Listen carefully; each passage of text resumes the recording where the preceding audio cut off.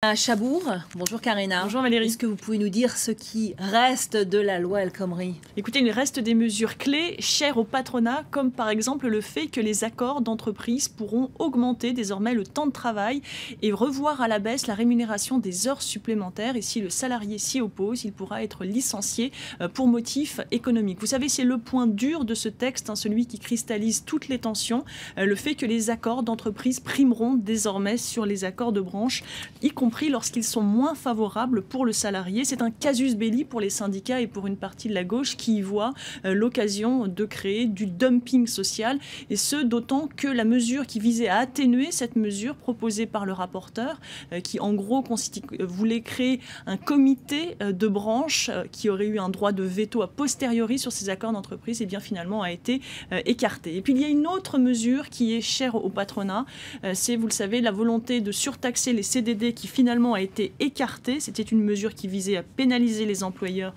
qui ont tendance à recourir à ces contrats courts et précaires. La question est finalement renvoyée aux partenaires sociaux. Alors voilà, pour le patronat, les syndicats ont aussi obtenu gain de cause, en tout cas sur certains points. Oui, le gouvernement renonce à faciliter les licenciements économiques. Désormais, si une entreprise perd de l'argent en France, mais qu'elle continue à en gagner au niveau mondial, eh bien, elle ne pourra pas recourir à ces licenciements économiques. Et puis, le gouvernement avait déjà, dans le passé, abandonné le principe de plafonner les indemnités prud'homales en cas de licenciement abusif. C'était une condition pour obtenir le soutien du syndicat réformiste CFDT.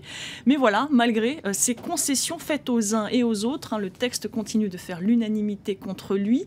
Trop libéral pour certains, pas assez pour d'autres. 7 syndicats et organisations étudiantes et lycéennes ont déjà appelé à de nouvelles mobilisations la semaine prochaine, en plus de la manifestation de demain après-midi. Merci Karina.